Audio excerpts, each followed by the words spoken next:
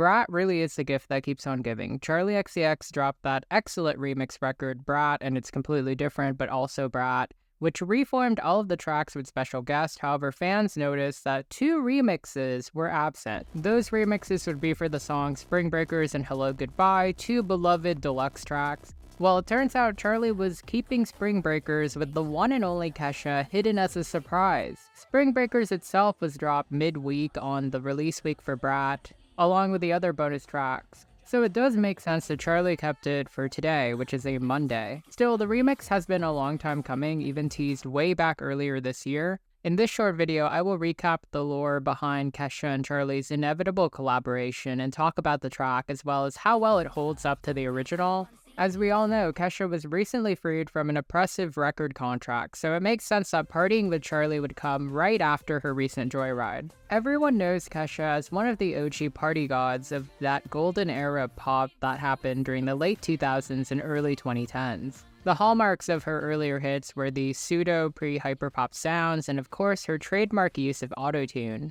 Artists like her, the Black Eyed Peas, and T-Pain really normalized what has become one of Charli's favorite tools when it comes to making music.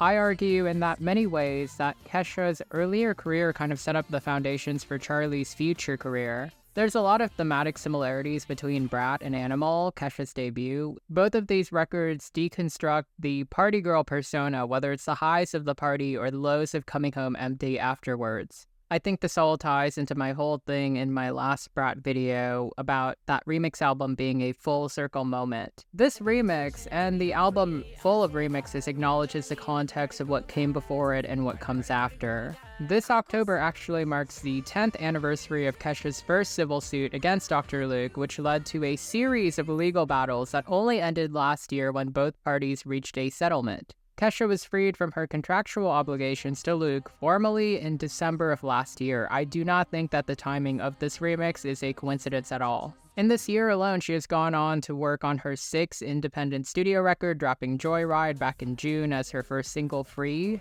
Joyride did not have any label support. It was released under Kesha Records. It still managed to peak at 88 in the UK, and it found some modest airplay success here in the States. It was produced by Zone, who coincidentally has credits on the Talk Talk remix with Troye Sivan. It has been reported that key members of Charli's team, A.G. Cook and Hudmo, are set to work on Kesha's upcoming record. Fans first noticed Charli and Kesha's behind-the-scenes connection when their shared social media team accidentally posted a Brit Awards nomination post on Kesha's account. Charli would reference this by putting Kesha's name on the back of the Von Dutch promo truck, something that led fans to believe that Kesha would feature on the finished project, which did not come to pass in June because the album was a solo effort. However, when the remixes started to drop as the album cycle proceeded, it became clear that fans were not crazy at all. Charli just loves to surprise. When Brat's remix record was announced in September and Kesha and Spring Breakers were left off the list, some actually lost hope in a collaboration, but in the spirit of the track, it was announced on a Sunday as a surprise on yet another track, Roaming LA, and now we have it.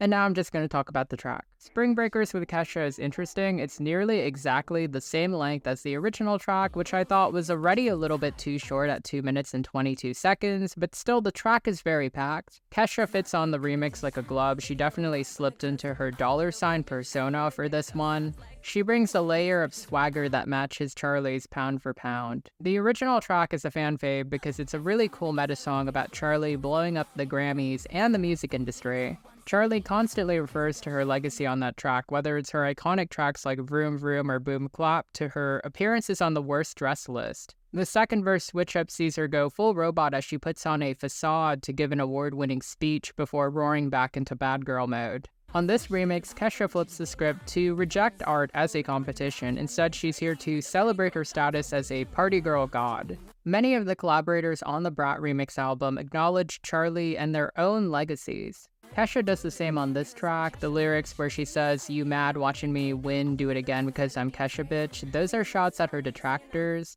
Kesha's been nominated for big accolades and even references her acclaim praying, which I thought was robbed. It deserved a Grammy. She brings it back to TikTok, the very start of her career, and a pun considering the app which shares its name. Then we get that iconic chorus where they finally sing it together. The production again is the true star of the song. A.G. Cook, Easy Fun, and John Shave. They did a stunning job on this track. It's an absolute banger that absolutely caps off Brat's deluxe record on a high note. Verse 2 is given to Kesha this time around. It again flips the script on Charli's fake speech in the original. I think Kesha's actually being genuine here. She takes time to thank herself and to thank God. She even name drops being the center of attention and discourse online, especially about her legal battles, to rightfully changing up the lyrics on her song TikTok against Diddy, to possibly even re-recording her discography in a bid to own her art again. I don't think the reputation line is a mistake. I think that it has me thinking bigger, but I'm not going to talk about that.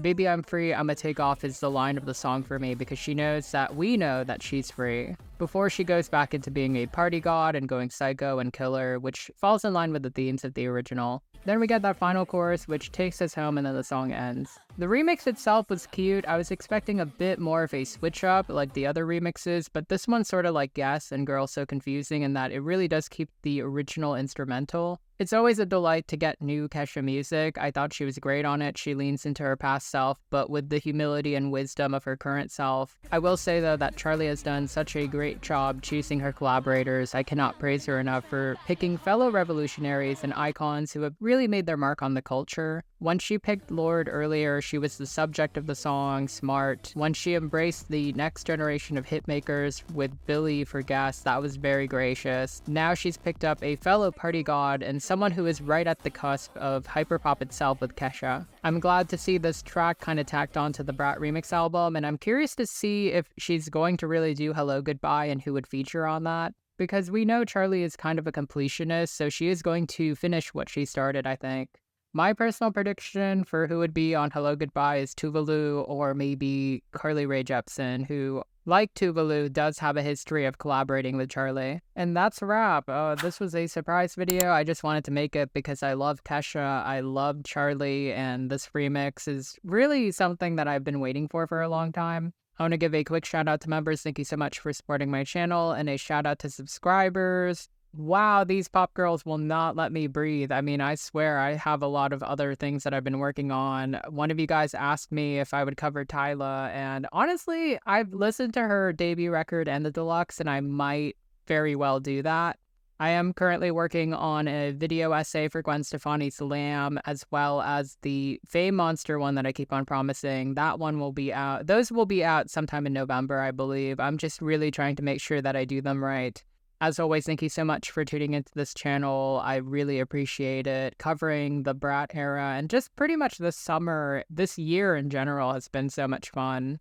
I am so scared for the upcoming Grammys. Like, honestly, guys, it's going to be a bloodbath in terms of coverage, predictions, nominations, and etc. Stay tuned, and I will see you guys soon.